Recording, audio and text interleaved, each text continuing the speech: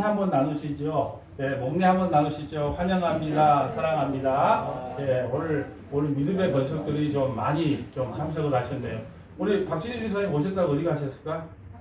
네, 그래요. 방금 오셨다가. 자, 오늘 우리 새로운 분이 오셨는데, 저는 늘 이렇게 말합니다. 이 자식이 부모에게 가장 큰 효도는 전도해서 예수 믿고 천국 가게 하는 것이고, 아멘. 자식이 부모에게 할 수 있는 최고의 효도는 자신이 회개하고 예수 믿는 것입니다. 네, 이 말에 동의하시죠? 네, 우리 오늘 김경자 성도님 아주 잘 오셨습니다. 문태희 지사님 오늘 효도 진짜 제일 큰 효도 하신 거예요. 50평생 살면서 오늘이 제일 큰 효도 하신 것이라고 믿으시기를 바랍니다. 네, 오늘 또 우리 문봉경 집사님, 또 우리 김유신 지사님, 또 우리 은지자매, 성준이 형제 다 환영하고 사랑하고 축복합니다. 참 이게 얼굴을 뵈니까 너무너무 기쁘고 또 감사가 넘칩니다. 여러분, 오늘 말씀을 우리가 듣기 전에 항상 성경을 어느 정도 배경이 무엇인지를 알고 읽어야 됩니다. 오늘 우리가 신명기 28장 1절부터 원래는 14절까지 교독을 해야 되는데 너무 길기 때문에 1절부터 3절까지만 교독을 했는데요. 이 신명기는 배경이 어떻게 되냐 하면 이겁니다.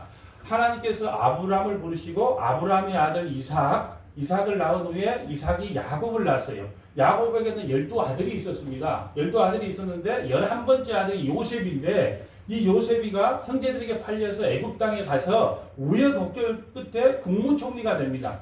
그쯤에 애굽에서도 흉년이 들고 가나안 땅에도 흉년이 들어요. 그때 그 야곱이 가나안 땅에 있으면 굶어 죽게 생겨서 그 요셉이라는 그 아들이 초청을 합니다. 그래서 70명의 가족을 이끌고 어디로 가냐? 애굽 땅에 내려가서 살게 됩니다. 그 애굽 땅에 내려가서 430년 동안 살아요. 그러다가 430년이 사니까 이제는 하나님께서 그들을 노예 생활을 통해서 고난을 줘요. 그러자 그들이 이제 이스라엘 백성들이 430년 후에 부르짖기 시작하자 하나님께서 모세라는 선지자를 보내서 그를 애굽에서 구원시켜 주는 거예요. 마치 우리가 하나님 살려주세요 하자 예수님을 이 땅에 보내셔서 자기 백성을 죄와 사망에서 구원하는 역할을 누가 하고 있냐? 모세가 하고 있다는 거예요. 그 모세가 이제 이스라엘 백성들을 이끌고 40년 동안 광야 생활을 해요. 그리고 이제 40년 다 끝나서 이 바로 강을 건너면, 요걸 건너면 바로 이제 가나안 땅이 눈에 보여요. 그 앞에가 뭐냐? 오늘 성경이 나오는 모압 평지에서 이 말씀을 전하는데, 이제 광야 1세대는 다 죽어요. 여호수아와 갈렙 빼고 다 죽고, 광야에서 태어난 20대 이상 그 광야 2세대들 앞에 모세가 죽기 전에 고별 설교를 하는 겁니다. 그러면서 너희들은 이렇게 살면 복을 받을 것이고, 이렇게 살지 않으면 저주를 받을 것이다. 이제 광야 2세대에게 그 말씀을 전하고, 모세는 여기에서 죽음을 맞이합니다. 그리고 광야 2세대는 이제 가나안 땅에 건너가게 돼요. 가나안 땅에 건널 때는 여호수아의 인도함을 따라 건넙니다. 그것도 다 이유가 있어요. 모세라고 하면 율법을 대표하는 거고요. 여호수아는 헬라어로 예수라는 뜻이에요. 그래, 율법으로는 구원받지 못한다. 헬라어로 예수만이 구원받는가를 설명하기 위해서 여호수아가 이끌고 가나안 땅으로 들어가게 됩니다. 아멘. 여러분, 오늘은 복에 대한 이야기인데요. 첫째, 모세 언약, 우리가 두 번째 시간이에요. 그런데 오늘의 제목은 뭐냐? 행위인가 믿음인가예요. 다음 주는 모세 언약 마지막 세 번째로 십계명은 무엇을 말씀하고 있는가? 여러분, 다음 주에는 꼭 자기 성경책을 가져와야 돼요. 왜 그러냐면요. 성경 그 계명 1계명부터 5계명까지는 하나님께서 다 설명을 달아놨어요. 근데 6계명 살인하지 말라, 거짓 증거하지 말라, 도둑질하지 말라, 이런 말들은 설명이 없어. 10계명을 보면 다음 주에 제가 6계명부터 10계명까지 거기다가 해설을 달아줄 거예요.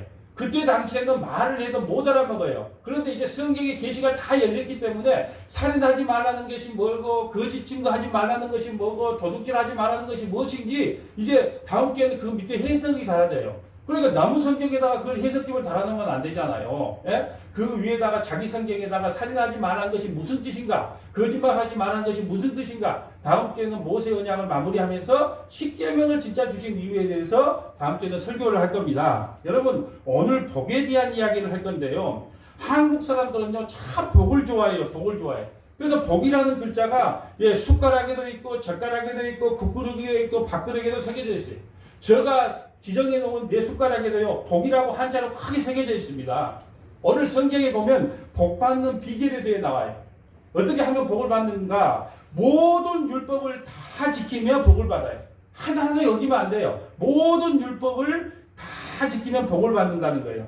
그래서 우리가 얼마나 복을 좋아하는가 하면 한국 사람들이 제일 좋아하는 복이 오복이에요. 오복. 오복이 뭐냐 하면 오래 사는 것, 또 부자로 사는 것, 또 편안하게 사는 것, 또 덕을 끼치고 사는 것, 또 편안하게 죽는 것, 이것을 오복이라 그래요. 그 한국 사람들이 좋아하는 복이 바로 오복인데, 그래서 성경을 읽을 때도 복을 설명할 때도 꼭 뭘 하냐 하면 이 복에 대해서 밑줄을 팍 치는 겁니다. 복 받는 비결에 대해서. 여러분, 그런데요, 이 세상적인 복이 한국 교회에 들어와서 이름만 바꿨어요. 뭘로 바꿨냐? 염라대왕은 사탄으로 바뀌어졌고요. 옥황상제는 하나님으로 둔갑이 되어서 예수 믿으면 이 오복의 복을 받고 또 죽어서도 천국 간다. 이런 식으로 교회에서 가르쳐요. 여러분, 그런 천국은 결코 없습니다. 여러분, 지금 한국 교회는 복에 대한 혁명이 일어나요. 혁명. 고치는 수준이 아니고 혁명이 일어나야 됩니다. 여러분, 혁명이란 게 뭐죠? 5.16 군사혁명 때 박정희 대통령이 혁명을 일으켰다 그래요. 혁명은 뭐냐? 세상을 뒤집어 엎는 거예요. 그런데 오늘날 우리 한국교회에서 가장 많이 바꿔야 될 게, 혁명이 일어나야 될 게 뭐냐? 뒤집어 엎어야 될 게 뭐냐? 이 복에 대한 개념을 바꿔야 됩니다. 아멘. 여러분, 우리는요, 정보살 밑에 문수보살이나 김보살이나 박보살에게 복을 빌어야 될지, 하나님께 복을 구해야 될지, 그걸 착각하고 하나님께 나와서도 문수보살에게 복을 빌는 것처럼 그런 복을 구한단 말입니다. 여러분, 어떤 분이 저에게 상담을 했어요. 목사님, 우리 목사님이 일천번제를 드리면 복을 받는다 그래서 제가 일천번제를 열심히 드렸습니다 그랬어요.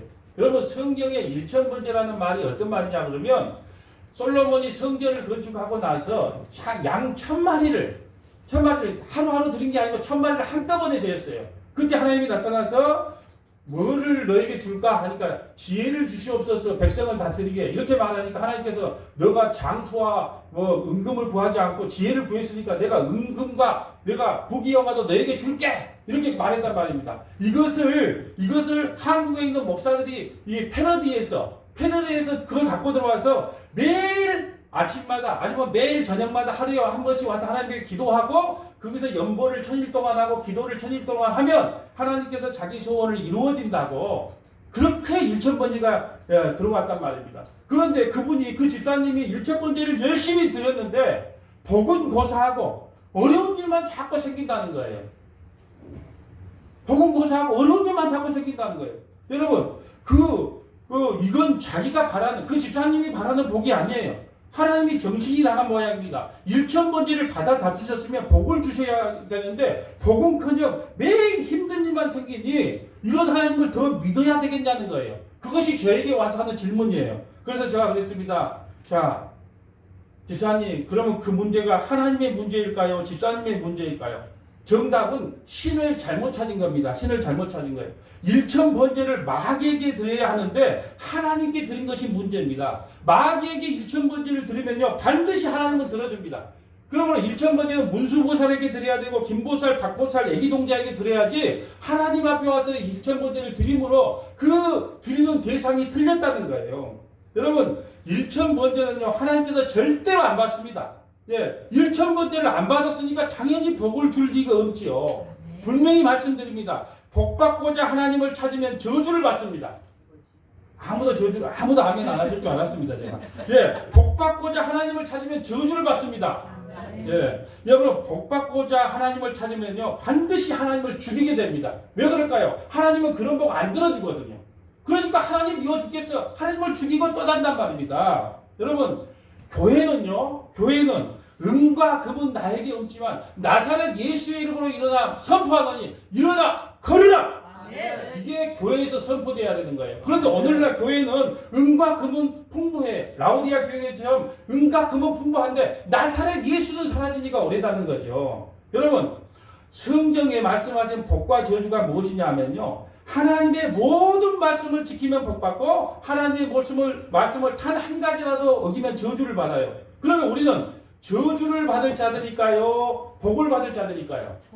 저주를 받아 마땅할 자리예요. 그런데 하나님께서 진짜 우리에게 복을 선포했는데 그 복이 뭐냐? 하나님의 말씀이 완성된 상태가 복이에요. 하나님의 말씀이 완성된 상태가 복인데 아멘. 무엇으로 완성을 했느냐? 네, 무엇으로 완성을 했느냐? 예수 그리스도의 십자가로 완성을 했어요. 아멘. 그래서 그것을 믿는 자를 복받은 자라 그래요. 아멘. 그것을 믿는 자를 언양하되 들어온 복받은 백성이라 말합니다. 아멘. 여러분, 우리는 목사 세계에서 많은 이야기를 나눌 때요 그래요. 여러분, 목사에게 뭐가 수치고 뭐가 부끄러움입니까? 여러분, 교인이 없는 게 부끄러움이에요? 교회가 조그마한 게 부끄러운 일입니까? 연보가 조그맣게 들어오지 않아서 만날 월세 내기도 빡빡한 그게 부끄러운 것일까요? 천만의 말씀이에요. 목사에게 가장 부끄러운 것은 뭐냐? 하나님의 말씀을 제대로 알지 못하고 제대로 선포하지 못한 게 가장 큰 수치고 부끄러움이라는 거예요. 여러분, 이것을 명심해야 됩니다. 그런데 교회에 와서요, 교회에 와서 이렇게 선포합니다. 여러분, 예수 믿으면 오래 삽니다. 예수 믿으면 부자 됩니다. 예수 믿으면 평안합니다. 예수 믿고 덕을 끼치고 사세요. 예수 믿으면 편안하게 죽습니다. 그러면요, 모든 성도들이 아멘! 그렇게 목소리를 크게 선포해요. 그것이 바로 목사의 수치스러운 선포라는 겁니다. 여러분, 예수님이 복입니다. 십자가가 복입니다. 고난이 복입니다. 구원이 복입니다. 이렇게 선포하면요, 마지못해서 아멘 이렇게 해요. 그래서 제가 새벽에 나오시는 분들, 또 수요일날, 금요일날 나오시는 분들한테요, 좋은 일이 있든 기쁜 일이 있든 무조건 할렐루야 아멘, 할렐루야 아멘. 누가 말을 하면 할렐루야 아멘. 나에게 누가 기분 나쁘게 해도 할렐루야 아멘. 한번 따라할까요? 할렐루야 아멘. 할렐루야 아멘. 그러면요, 마귀가 사탄이 나에게 들어오지를 못해요. 아멘. 그러면 누가 김집사가 나를 기쁘게, 이게 좀 슬프게 해, 마음 아프게 해, 그러면 할렐루야 아멘. 예. 또 어떤 분이 나한테 밥을 사줘. 아이고 할렐루야 아멘. 그러니까 할렐루야 아멘이 계속 외쳐지면요, 아멘. 우리에게 어둠이 들어오지 못해요. 아멘. 그래서 우리 집사람이랑 나랑요, 저녁에 잘 때도 어떻게 하고 자냐? 할렐루야 아멘! 할렐루야 아멘! 또 아침에 눈 뜨자 어떻게 하냐? 할렐루야 아멘! 왜? 오늘 아침에 기분 나쁜 일이 또 생길 수 있거든요. 그러기 전에 그걸 예방하기 위해서 할렐루야 아멘! 할렐루야 아멘! 아멘.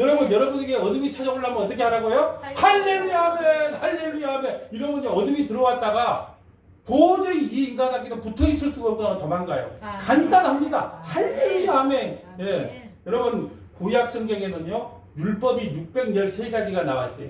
자세히 시어보면 613가지예요. 율법이라고 하는 것은 대표적인 것이 십계명이고, 또 모세 오경을 율법이라고 하고, 구약 전체를 또 율법이라고 하는데, 전체가 613가지인데 그 중에서도 하나라도 빠지면 복받을 것이 아니고 저주받는다 그래요. 그런데 오늘 하나님께서 이 나들복을 줬어요. 이걸 나들복이라고 하는 이유가 뭐냐? 나가도 복을 받고 들어와도 복을 받고, 읽어도 좋고 들어도 좋은 것. 오늘 한번 볼까요? 자, 신명기 28장 1절 봅니다. 자, 내가 내 하나님 여호와의 말씀을 삼가 듣고 내가 오늘 내게 명령하는 그의 모든 명령. 여기서 밑줄 체크의 모든이에요. 보시죠. 자, 여기서 가장 중요한 게 모든. 하나님께서 일부러 그래요. 조금 이따 저주받을 것 보면요, 명령과 규례예요.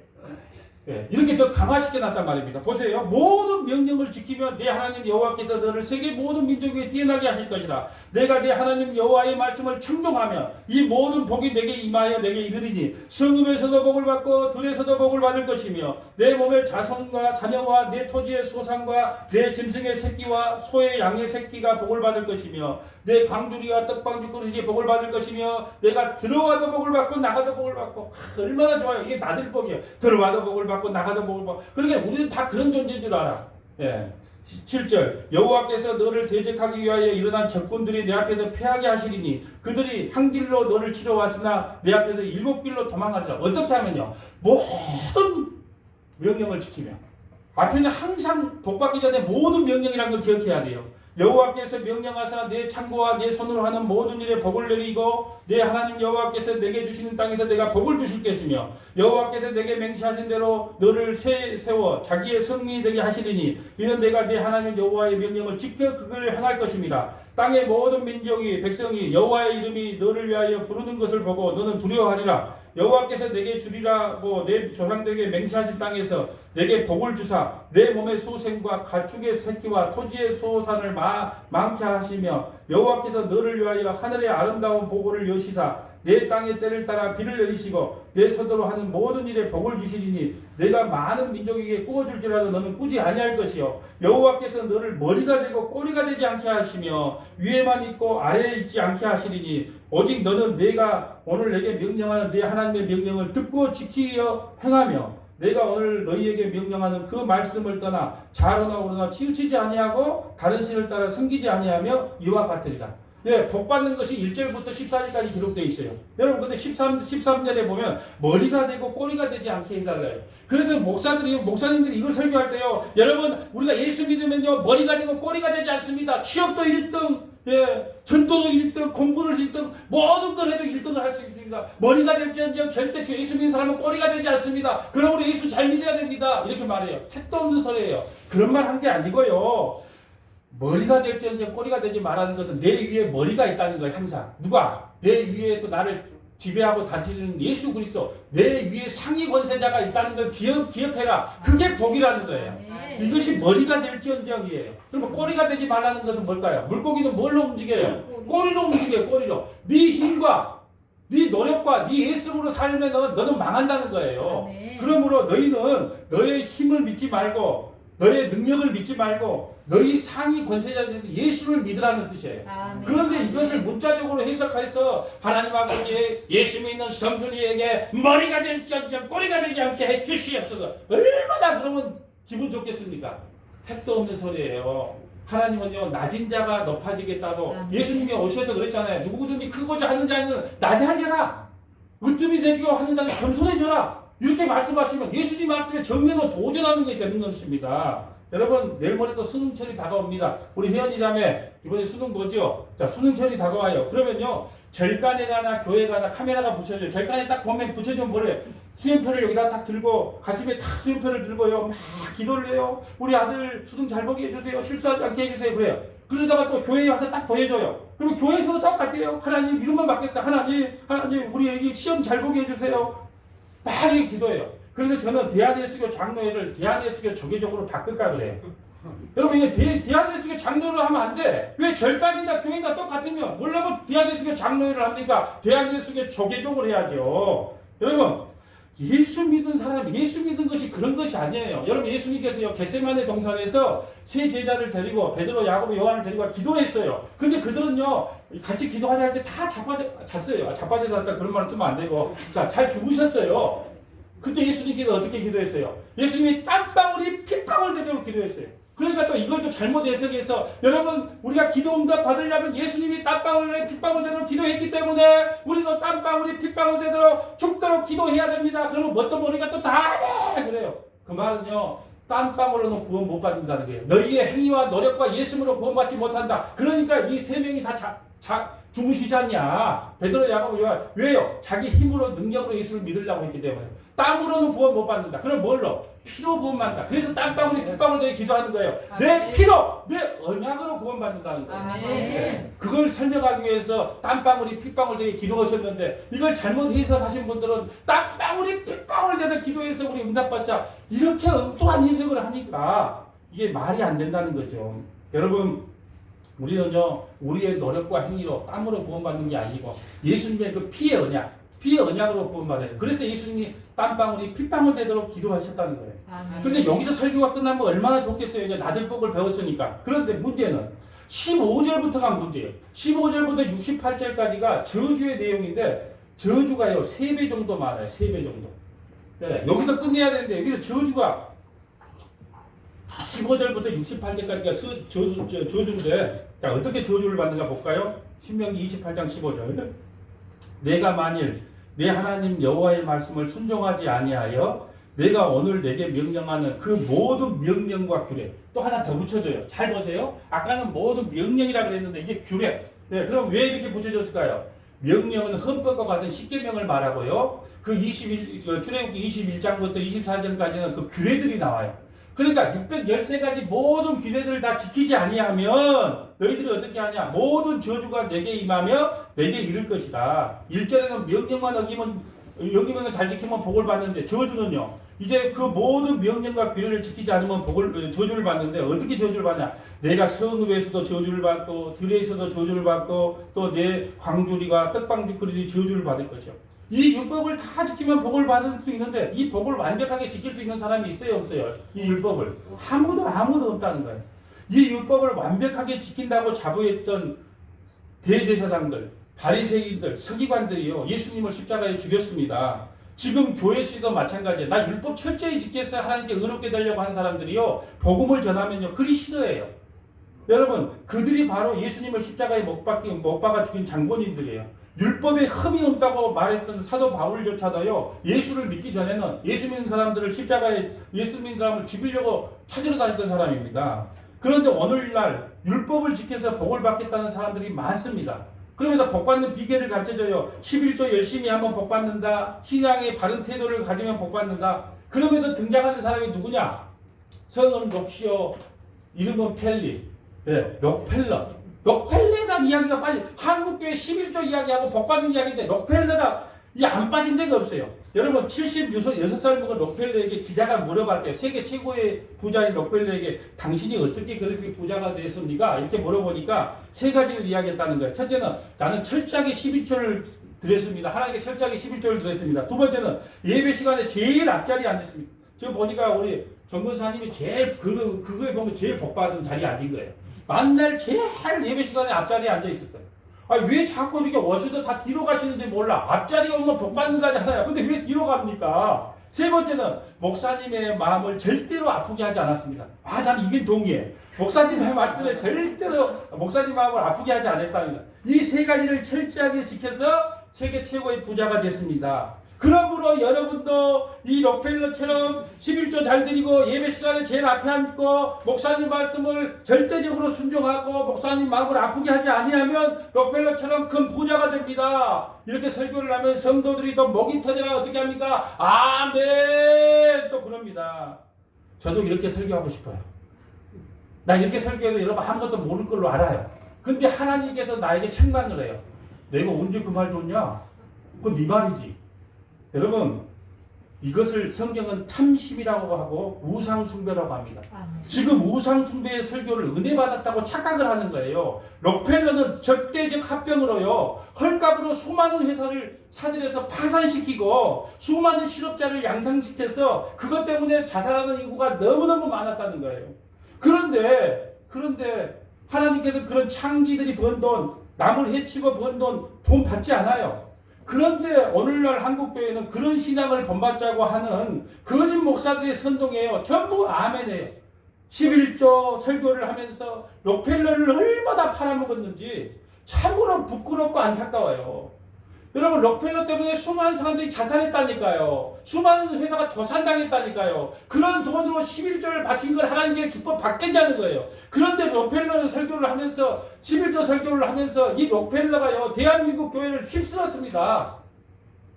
그때 주님께서 이렇게 말씀합니다. 요거 야고보서 5장 1절 들으라 부한자들아 너희에게 이 말 고생으로 말미암아 울고 통곡하라. 너희 재물은 썩었고 너희 옷은 좀 먹었으며 너희 금과 은은 녹이 쓸었으니 이 녹이 너희에게 증거가 되며 불같이 너희 살을 먹으리라. 너희가 말세에 재물을 쌓았도다. 록펠러처럼 복받고자 하는 사람은 저주를 쌓은 겁니다. 저주를. 보라 너희 밭에서 추수할 품꾼에게 주지 아니한 싹이 소리를 지르며 너 때문에 파산당해서 울고 붙는 소리가 지금 내 귀에 들린다는 거예요. 그러면서 하나님 앞에 그걸 11조로 바치면 하나님께서 그런 더러운 돈을 받겠냐는 거예요. 품꾼을 제대로 싹을 주지 않는 그 소리를 하나님께서 듣고 계신다는 겁니다. 그 추수한 자의 우는 소리가 만군의 주의 귀에 들렸느니라. 여러분 회사를 운영하는 사람이 월급 잘 줘야 됩니다. 월급 안 주면요 나 저 사장 때문에 죽겠습니다. 그러면 그 소리를 누가 들어요? 하나님이 듣고 탄식하신단 말입니다. 너희가 땅에서 사치하고 방종하여 살육의 달에 너희 마음을 살찌게 하였도다. 야고보서 1장 14절 오직 각 사람이 시험을 받은 것은 자기 욕심에 끌려 미혹됨이니 욕심이 잉태한 즉 죄를 낳고 죄가 장성한 즉 사망을 낳느니라. 내 사랑하는 형제들아 속지 말라. 아멘. 록펠러가 복받았다고 말하는 그 말에 속지 말라는 거예요. 속지 말라. 아멘. 속지 말라. 여러분 다른 사람을 죽여서 그 돈을 번 돈 그걸로 11조를 바치면 하나님 기뻐 받겠냐는 거예요. 조금만 좀 하나님의 성품을 생각했다면 말도 안 돼, 말도 안 돼. 그런 말도 안 되는 소리를 한단 말입니까? 그렇게 나가야 되는데요. 나도 이렇게 이 세 가지 잘 지켜서 나도 한번 부자 되보자. 이렇게 하고 나온단 말입니다. 여러분, 우리 인간의 어떤 율법 행위로 그 앞에 의롭다함을 받지를 못합니다. 갈라디아서 3장 10절 봅니다. 무릇 율법 행위에 속한 자들은 저주 아래 있나니 기록된 바 누구든지 율법책에 기록된 대로 모든 일을 항상 행하지 아니하는 자는 저주를 받는다. 그러면서 항상 지키다가 한 가지만 어겨도 613가지 중에 612가지를 딱 지켰는데 한 가지만 지켜도 안 지킨 거예요. 우리는요, 신명기 28장 15절부터 68절까지 나오는 들어가도 저주를 받고 나가도 저주를 받을 자임을 고백해야 됩니다. 야고보서 2장 10절 누구든지 온 율법을 지키다가 그 하나를 범하면 모두 범한 자가 되나니 간음하지 말라 하시니가 또한 살인하지 말라 하셨은즉 내가 비록 간음하지 아니하였어도 살인하면 율법을 범한 자가 되니라.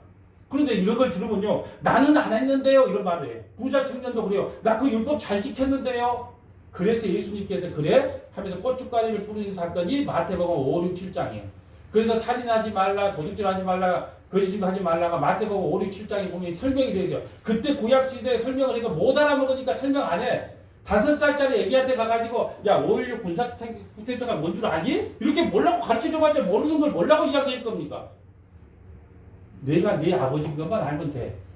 이것이 계명 1계명부터 5계명이야. 내가 내 부모인 것만 알면 돼. 근데 우리는 이제 계시가 다 열렸어요. 이게 살인하지 말라는 게 무슨 뜻이고 거짓말하지 말라는 것이 무슨 뜻인가? 여러분 보세요. 예수님이 어떻게 고춧가루를 뿌렸는지 볼까요? 자, 예수님께서 고춧가루 이렇게 뿌렸어요. 마태복음 5장 21절.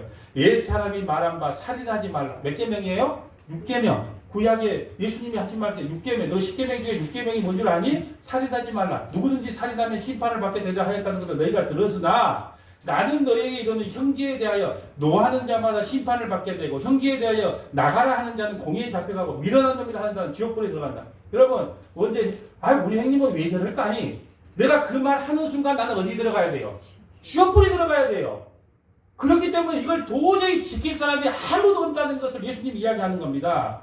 여러분 또 왜요? 28절 볼까요? 나는 너에게 이르니 음욕을 품고 여자를 보는 자마다 마음에 이미 가늠하였느니라. 여러분 보세요. 구약의 율법은 직접 가서 그 여자하고 행음하지 않으면 가늠하지 않는 거예요. 근데 예수님께서 더 강화를 시켰어요. 난 여름이 오는 게 두려워요. 여름 5월달, 6월달, 7월달, 8월달 가면 저 해수욕장 가면 비키니 입고 딱 가는데 아마 몸매 잘 빠졌다. 이거 이미 가늠한 거야. 여기서 가늠 한 번도 안 하신 남자 성도님이 있으면 손 들어보죠. 이 말씀에. 장로님이 한 번도 안 하신 것 같은데 김 장로님은 한 번도 안 하셨던 것 같아요. 이쁘다 잘 빠졌다. 네?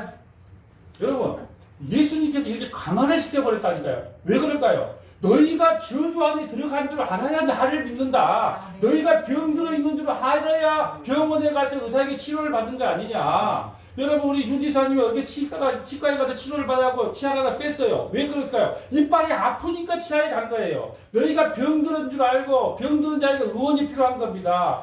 아픔을 알아야 되는데 율법을 다 지키겠다는 사람은요. 내가 의로운데 무슨 예수가 필요해. 그래서 우리를 저주 아래 놔버리는 겁니다. 아무도 예수님의 말씀을 다 지킬 자가 한 명도 없어요. 그러면 목사님 도대체 어떻게 하란 말입니까? 저에게 이제 삿대질을 할 때가 됐어요. 그럼 목사님 도대체 어떻게 하란 말입니까? 나보고 이걸 지키란 말입니까? 뭐란 말입니까? 예, 만약에 노무현 대통령이 과거에 이 연설할 때 나는 그 연설을 아직도 안 잊어요. 지금 와이프가 이제 장인어른이 일제하고 좀 연관이 돼서 그래서 이제 대통령에 대해서는 안 된다 할 때 그 노무현 대통령이 딱 한마디 했잖아요. 지금까지 30년을 잘 마누라하고 살았습니다. 그런데 아버지 장인어른이 일제 치하에서 좀 협조했다고 지금 우리 애기 놓고 잘 사는 우리 마누라를 버려야 한단 말입니까? 버려야 한단 말입니까? 그거 좀 옳습니까 여러분? 이 말 한마디에요. 전부 꺼버려졌습니다. 예, 이거예요 이거. 그 말 한마디에요. 예. 그럼 목사님 어떻게 하란 말입니까? 그러므로 네 믿지 말고 예수님이 하신 일을 믿으란 말이다. 그러면 다 그걸 지킨 걸로 인정해 줄게. 그럼 정답이 그거예요. 갈라디아서 3장 13절 봅니다. 지금부터 정답이 나와요. 그리스도께서 우리를 위하여 저주를 받은 바 되사 우리를 지금 15절부터 63절까지 우리가 받아야 될 저주를요 다 예수님이 받으신 거예요. 율법의 저주에서 우리를 속량하셨으니 기록된 바 나무에 달린 자마다 저주 아래에 있는 자라 하였습니다. 예수님께서 신명기 28장 15절부터 68절에 우리가 받아야 될 모든 저주를 받고 십자가에 죽으셨기 때문에 우리는 이제 저주받은 자가 아니고 복받은 자가 된 것입니다. 이는 그리스도 예수 안에 있는 아브라함의 복이 이방인에게 미치게 하고 저와 여러분에게 미치게 하고 또 우리로 하여금 믿음으로 말미암아 성령의 약속을 받게 하려 함이라. 정답이 이거예요. 너희들은 저주받아 죽어 마땅해. 그래서 십자가에 매달리신 예수 그리스도께서 너희의 모든 죄를 안고 십자가에 죽으셨다. 너희들은 그걸 믿기만 하면 이제 의롭다고 인정해 줄게. 아멘. 이것이 성경이 우리에게 말씀하고 있는 핵심이란 말입니다. 아멘. 로마서 10장 1절 봅니다. 형제들아 내 마음에 원한 바와 하나님께 구하는 바는 이스라엘을 위함이니 곧 그들을 구원을 받게 하려 함이라. 내가 증언하노니 그들이 하나님께 열심히 있으나 올바른 지식을 따른 것이 아니라. 여러분 지금은 뛸 때가 아니고 목사님께 부지런히 말씀을 배우고 들을 때예요. 아멘. 자기 집안 식구 외에는 절대로 전도하지 마세요. 자기 집안 식구 외에는 절대로 복음 전하지 마세요. 여러분 자신도 모르는데 무슨 전도를 하고 무슨 복음을 전합니까?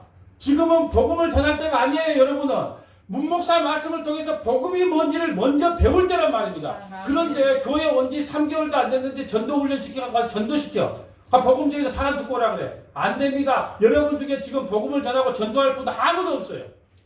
지금은 전도하지 마세요. 지금은 복음 전하지 마세요. 지금은 뭐냐? 1년 동안 문목사 밑에서 복음이 뭔지를 먼저 듣고 복음이 이런 거였어? 그때 다 듣고 나서 자식들에게, 아내에게, 부모에게, 친척에게, 이웃에게, 형제에게 복음을 전하세요. 아멘. 왜 그러냐? 오늘 보세요. 하나님께 열심히 있으나 올바른 지식을 따른 것이 아니에요. 그래서 성도는요 열심히 하는 것이 중요한 것이 아니고 바르게 믿는 것이 더 중요해요. 아멘. 지금은 아무도 자기 가족 식구들은 불쌍하니까 전도하고 1년 동안 이 말씀을 수요예배, 금요 성경 공부 주일날 와서 말씀을 철저히 듣고 복음이 이런 거였어 하고 알 때 가서 복음을 전하라는 거예요. 아멘. 아니면 저에게 전화해서 그 자리에 미팅을 해주든지 아직 알지도 못하면서 왜 뛰려고 하는 거예요. 뛰려고 하는 거란 말입니다. 아프리카 들소 이야기했죠. 네, 뒤에 엉덩이 있어가지고 있는데 앞에 잘 뛴대요. 들소들이. 그러면 그 엉덩이 계속 떨어져 죽어요. 그래서 수많은 사람 그 들소들이 떨어져 죽는데 그것도 모르고 계속 뛴대요. 뒤에서 앞에서 뛰니까. 이게 문제예요. 하나님의 의를 모르고 자기 의를 세우려 힘써 하나님에 의해 복종하지 아니하는도라. 자, 4절 다 같이 있습니다. 시작. 그리스도는 모든 믿는 자에게 의를 이루기 위하여 율법에 마치게 된다. 예수 믿는 것이 율법을 다 지킨 것이에요. 아멘. 여러분, 예수 믿는 것이 저주를 끝장내는 길입니다. 아멘. 예수 믿는 것이 저주를 끝장내는 길이에요. 예수 믿는 것이 율법을 다 지키는 것입니다. 예수 믿는 것이 최고의 복을 받은 자들이에요. 아멘. 여러분, 우리 집에 가면 나 만날 경고를 받아요. 왜 기본 사람도 없는데 왜 그렇게 소리를 지른가? 그럼 알았네. 절대 소리 안 지르고. 여러분, 예수 믿는 것이 저주를 끊는 것입니다. 예수 믿는 것이 최고의 복입니다.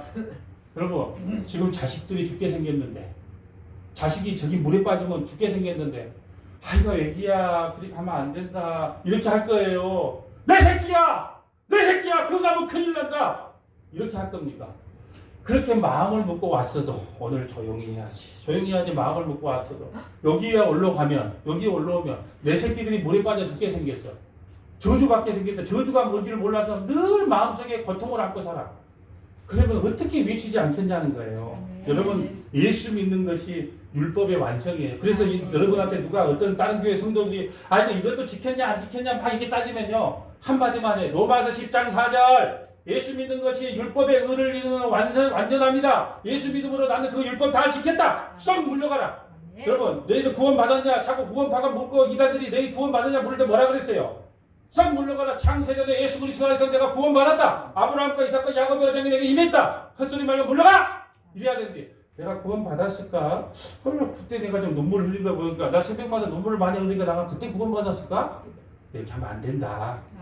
여러분, 예수 믿게 부모를 전도하는 것이 최고의 효도예요. 그래서 나는 오늘 윤희 사님이 너무 감사해요. 예? 이제 80넘은 넘어 뭘로 의지하고 살 거예요? 예수 믿게 해서 구원받게 해서 또 돌아가실 때도 장례식도 기독교 장례를 하면 그렇게 자식들이 편안해. 아멘. 왜? 뭘 갖다가 할 필요도 없어. 자, 기도합시다. 우리 다 모여서 기도합시다. 예? 그러면 그 예배 끝나는 거예요. 얼마나 좋습니까? 예.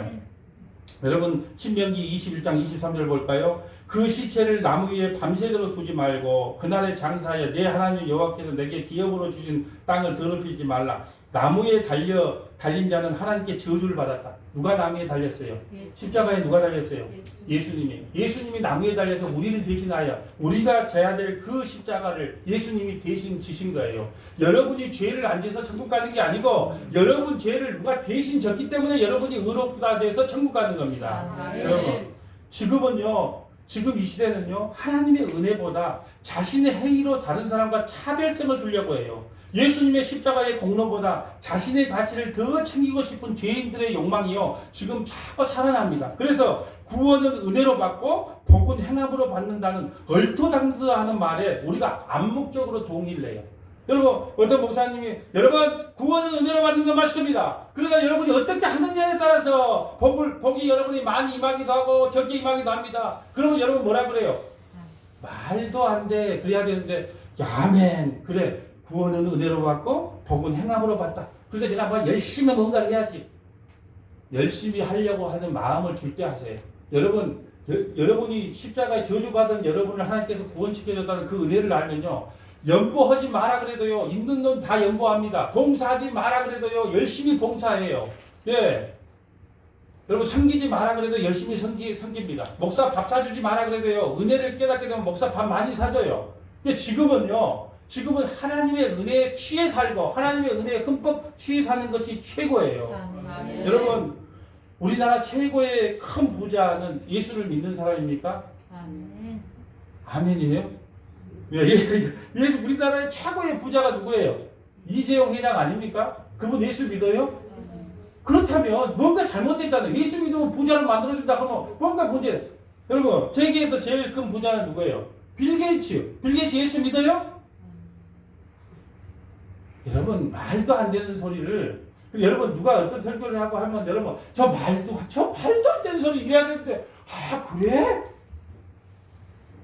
그래서 제가 좀 심한 말을 좀 한번 이렇게 왜 대한민국의 성도들은 그렇게 세상에 나가서는 똑똑하고 잘났는데 교회만 오면 뇌를 갖다가 냉장고에 잠깐 보관해서 그렇게 나오는지 모르겠다. 그 뇌를 좀 갖고 나와야 되는데 교회 그러니까 옳고 그름이 뭔지를 들어야 되는데 세상에서는 그렇게 똑똑하고 잘났어. 근데 교회 올 때는 뇌야 여기 냉장고에 조금 들어가 있어 빼놓고 여기 딱 와요. 그러니까 막 엉뚱한 이야기를 해도 무조건 아멘. 저주받을 복음을 전해도 아멘. 이런단 말입니다. 여러분 우리에게 최고의 복은요 믿음으로 구원받은 복입니다. 아멘. 보라 형제가 연합하여 동거함이 어찌 그리 선하고 아름다운고 머리에 있는 보배로운 기름이 수염 곧 아론의 수염에 흐르는 그의 옷깃같이 내림 같고 다 같이 합독합니다. 헐몬의 이슬이 시온의 산들에 내림 같도다. 여호와께서 복을 명령하셨으니 곧 영생이다. 하나님께서 복이 뭐라고 말했어요? 영생이 복이다. 이 세상에서 잘 먹고 잘 사는 게 복이 아니다. 자식 잘 되는 게 복이 아니고 자식이 좋은데 시집가고 장가가는 게 복이 아니고 최고의 복은 뭐냐? 너희가 회개하고 예수 믿고 구원받는 것, 영생 얻는 것이 최고의 복이다. 아멘. 여러분 또 하나의 복이 있어요. 또한 삼위일체 하나님과 성도가 하나 되어 영원한 처소가 되는 게 복이에요. 근데 요것만 보고 마치려고 그래요. 하나님, 삼위일체 하나님이 내 안에 들어와서요. 내 안에 거하신대요. 이게 또 최고의 복이에요. 봐보세요. 내가 아버지께 구하겠으니 그가 또 다른 보혜사는 성령이에요. 성령을 너희에게 주사 영원토록 너희와 함께 있게 하리니 그는 진리의 영이라. 누가요? 성령이 진리의 영이에요. 세상이 능히 그를 받지 못하나니 세상 사람들은 성령 못 받아요. 이는 그를 보지도 못하고 알지도 못합니다. 그러나 너희는 그를 아나니 그는 너희와 함께 거하시며 또 너희 속에 계시겠습니다. 우리 속에 성부 성자 성령이 함께 계시겠다는 거예요. 너희가 너희를 고와 같이 내버려두지 아니하고 너에게 오리라. 여러분 하나님께서요 여러분이 사만의 음침한 골짜기를 다니는 그 고통을 모를 것 같아요? 알아요. 일부러 사망의 음침한 골짜기, 병든 골짜기, 고통의 골짜기를 여러분을 인도한단 말입니다. 왜요? 그래야 하나님을 찾아요. 우리가 고난 중에 있을 때 비로소 하나님을 찾습니다. 아멘. 우리가 죄악 가운데 거할 때 나 이래다가는 내가 이거 구원받지 못하는 거 아니야? 그런 죄를 통해서 회개를 하게 된다는 거예요.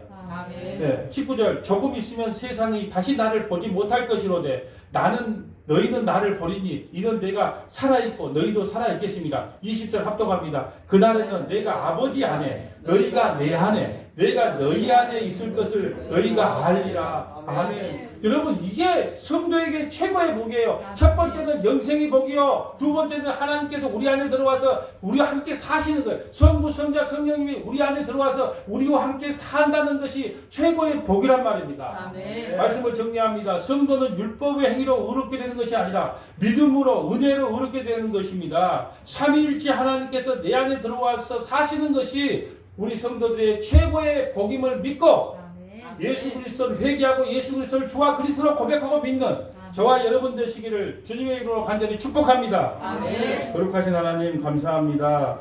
오늘 정말로